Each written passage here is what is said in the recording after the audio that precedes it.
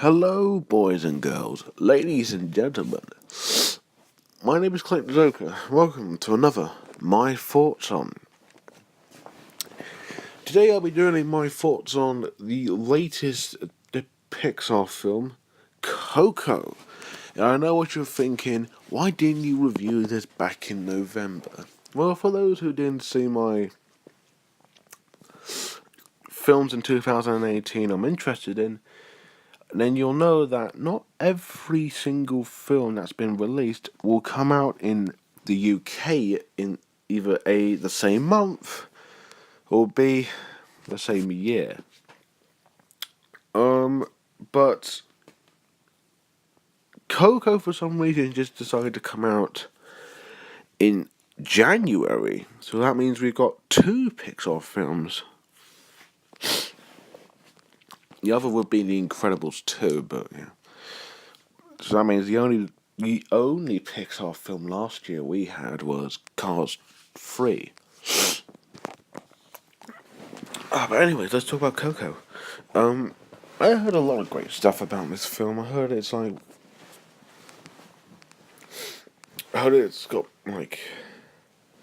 I heard it's like one of the best Pixar films thus far. I heard it's quite somewhat original, I suppose.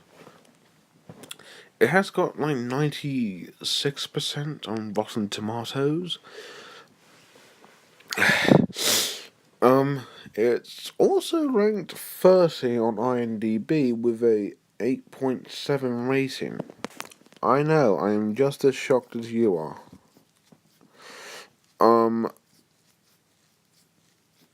It's already won a Golden Globe and it's already got nominated for a BAFTA. So guarantees that it's probably going to win an Oscar. Or get nominated for another Oscar, probably. Who knows? So, I saw it yesterday. Because it's not like out yet, it's only got like two early releases. The 13th, which was yesterday, and the 14th, which is today. So I went to go and see it yesterday with my neighbour and my other friend. And let's talk about it. Let's talk about the plot. So it's about Miguel, who is a young boy who has a passion for music, but his family hates music. They despise it. Because all they want to do as a living is make shoes. However, Miguel denies that. He looks up to his great grandfather or idol, Ernesto de la Cruz, who used to be a who used to be a musician until he went to the land of the dead. But however, Miguel, after touching his guitar, ends up in the land of the dead where he finds his other relatives. And also comes across another character named Hector. Along the way, he also is accompanied by a dog named Dante, who's more like for slapstick and comedy. So it's a race against time to find Ernesto de la Cruz and get back to the real world before he gets turned into a skeleton. Does it sound familiar? It does. It sounds like the Book of Life. Now don't get me wrong, I'm not saying both of these films are like the exact same. I really like the Book of Life. It's fantastic. It has great animation, it has a good story, and it keeps you smiling, keeps you upbeating. Like, I like films that are quite colourful, have great music, it just makes you feel so much energy. But it can have its dramatic moments as well. This movie does, but for some reason, what this movie did compared to the Book of Life, it somehow worked. Because as a person who is a humongous Pixar fan, whenever they would work in a cliche, it's natural because because the story is executed in such a way that You don't really know what's coming. If it wasn't for spoilers, yes, I actually did somewhat get a little bit of a spoiler before going in, but but at least I tried to forget about it. But even with that, I was still genuinely surprised by the execution of the plot here. Sure, there are cliches, but they are worked in very well. They are worked in a relatable, funny, emotional, dramatic, and really powerful way. Like, you can relate to Miguel and his family. You can also even relate to Hector too. Um, I'm just trying to think. The comedy in this movie, as expected from Pixar, is effective. But I say this isn't quite as like a joke heavy as something like Inside Out or Finding Dory per se. I mean, this is more like slapstick, funny conversation kind of movie. But it's done well, and Pixar has, improved with its slapstick comedy and all that. Because the last film they did was Cars 3, which I liked, but that movie could have been perfect. But I still liked it nonetheless. But this movie I thought worked better. I'm just trying to think what else this movie did. Emotionally, this movie is quite powerful. I know people can say, "Oh, Pixar's a tear jerky. It is emotionally manipulative." Yes, but if you connect and you can relate, if you like the characters, if you can relate to them, and if you like them very much, you can feel for them. You can connect with them. That's what this Inside Out and other Pixar films do extremely well. You like them enough, you go on their journey, like throughout the film, to get you into the whole "you're going to be my favourite character" segment. But you can also relate, feel, and generally know a little bit about the character. And that's what makes this film. That's what makes this plot somewhat original. Even though it doesn't, but it took advantage of it, and that's what made it work. So yeah, Pixar, your plot telling here is fantastic. Animation. What can you say about the animation here? It's Pixar. They're always great with their animation, but here I think it's pretty much expected. Now, I'm a sucker for colourful animation because I like good visuals, but sometimes films, like live action films, can look a little too boring. But thanks to Pixar, that's changed a bit. This movie looks really, really colourful and looks fantastic. The Land of the Dead looks great. Miguel's hometown in Mexico looks great as well.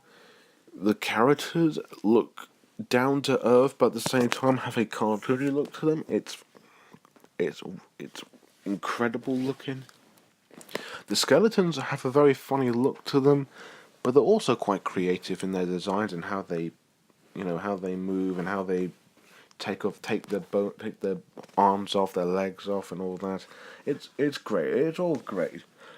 Dante's design is also great. It's also another down to earth style, but it's a little cartoony.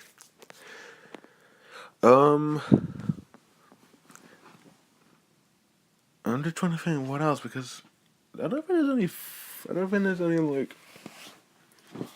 I don't think there's any like bad things I could say about it. I will say it's a little similar to Moana, just a little bit. Now that's not a bad thing. That's more like I've seen this sort of style before, but it's not bad. it's wonderful. It's still Pixar. They still have great animation. It's colourful. The characters all look wonderful. Um, I was trying to think. I was trying to think. What else? Oh yeah, the Oh god, what was it? This is a very pleasant movie to look at. Like, if you just told me, why am I looking at this? I say because this is such a pleasant looking film. It's quite colourful, and you want to look at it all day. And yeah, I would love to look at this film all day because of just how colourful it looks. So yeah. The animation's incredible. It's probably one of my favourites from Pixar. All right, here we go. Characters and action. And of course, I gotta start with the one I liked the best. Let's start off with the secondary main character, Hector. He is, I guess you can say, Miguel's sidekick, but there is more to him. But that would involve spoilers. But unlike Geostorm, where I had to spoil it because I know nobody would see that boring movie, I think, this one I don't think I need to, because I think if you just go and see it when it comes out. It comes out on the 19th, but you can try and go and see it today. I don't know how, but please do go and support this movie. I think this movie is worth seeing. It, but yeah, anyways, Hector's he's quite a funny character, I say. He's more like I see him as like a bit of a wisecracker, but he's not like a wisecracker in a bad way or anything. He's just, he's just trying to go and see his fam. He's just trying to get out of Land of the Dead to go and see his family. But again, you feel for him. He's relatable. He is generally likable, and he's also very funny. Next is Miguel, the main character, who is also likable. You feel for him. You relate to him. He can be a little bit of a jerk, but I guess that's kind of what his character is supposed to be throughout the film, because the film's theme is family, and that family is important, and the movie does that well. But Miguel just comes off as just a little unlikable, but I think that's kind of the whole point. Like, the character is supposed to learn from the mistake that family is important and just achieving your own dreams or something. I don't quite remember, but I think it's like that. But anyways, same with Hector. Miguel is likable. He's funny at times. You feel for him. You can also relate to him. He's a pretty great main kid character.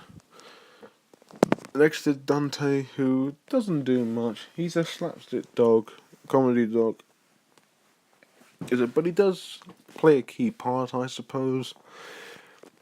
He does have all of his funny moments. There was not one moment I thought felt out of place. He was very funny. Next is Ernesto de la Cruz, Miguel's great-great-grandfather, who he stands up to like a musician, an idol, let's say. Okay, when I say that, I think you know where this film is going. I'm not going to say anything besides that. For those who have seen the film, you'll know what I mean when I said he looks up to him as his idol. Like, yeah, it's obvious that he does find him. That's not a spoiler because that's in the trailers. But this whole story has actually been... I forgot to say this plot has actually been done before, but this movie does it better, in a way. But anyways, Ernesto, not much to him, but he's actually But he's an interesting character, and he does seem like a guy who really, really wanted to achieve his, dreams of being a musician. And he seems to be loved by his own fans. That's all I'm going to say for now. Actually, I don't need to say a lot about these characters because the movie does go into more about them. Then you have Miguel's relatives from the land of the dead. I don't remember most of their names, but I'll try and describe them. There were two twins that had bowler hats. There was a guy with a cowboy hat on. There was a me Immigrita or someone. She's in the purple dress, who's actually the one that's demanded to try and get Miguel home. There was. Oh god. I am good at remembering names, but these films are like. But this film has names from like Mexico. But I don't know why I should remember all their names. But there is also Mama Coco, who is Miguel's, I think, grandmother, who is a pretty sweet character, if you ask me. It's one that I think is probably the most relatable one to any like granny. You know, that's all I'll say. Speaking of these relatives from you know, because he's living relatives, like his mother, father, he's a granny, I think, who who's the one that says he's not allowed to play music, and his other relatives. Again, they're all relatable. They can have funny moments. Um, but that's pretty much all. Well, let's just say them and their other dead relatives are all relatable. They all have emotional moments. You can feel for them. You can relate, and they have funny moments. They are all the same, and they do play a part. Yeah, that's all I've really got to say. Acting. I didn't know any actor in this film, apart from Benjamin Bratt, who plays Ernesto de la Cruz. Um, the kid, is it? I know his first name is Anthony, but I can't remember his second name. He plays Miguel, and I thought he was great. He sounded just like a kid, not out of place, just perfect. Hector's actor, whose name I also forgot, is also pretty great as well. He has good comedic timing. He he he has good emotional. He has a good emotional timing too. Honestly, all of the acting is great, and I know I know that's cliched, but it's true. It's all great. Like from the dead relatives to the living relatives, to the other characters as well. Everyone is great. Also, just on a side note, the soundtrack's great. The original score by Michael Galahilo, I think that's his name. He did the score for Inside Out and Up and lots of blockbuster films, the more I think about it, is great. And the songs used in the film are also great. The one, Remember Me, I think is probably going to get nominated for Best Original Song at the Oscars. I mean, it already has at the Golden Globes, so I guarantee it. Right, let's just quickly do trailers. There was only 3. Early Man, I'm looking forward to. Although I think it could be, it couldn't. I don't think it will be the best from Aardman, but if it is, then, oh my god, yes. Isle of Dogs, really looking forward to that one because I like Fantastic Mr. Fox from Wes Anderson. It looks interesting. It looks quite funny too. And then lastly, Duck Duck Goose, which looks pretty bland, but I guess it's a kids' film, so I can't complain too much. So yeah, I really loved Coco. It made me laugh, it made me cry, it made me get right into the movie. It has great animation, an original plot, and really, really relatable and really likable characters. So guys, if you guys live in the UK and you haven't seen this film and you really want to, I say go see it before the early releases or finish. If not, you can just wait next week because that's when it's fully released. But as obvious, I'm going to give this 10 out of the 10. So let me know what you think of Coco below. I know I don't normally say this, but this movie, this movie just made me happy. It just kind of changed me. So yeah, just please do let me know what you think of Coco. And as always, thank you for watching. Don't forget to like, comment, and most importantly, subscribe. And until next time, bye for now.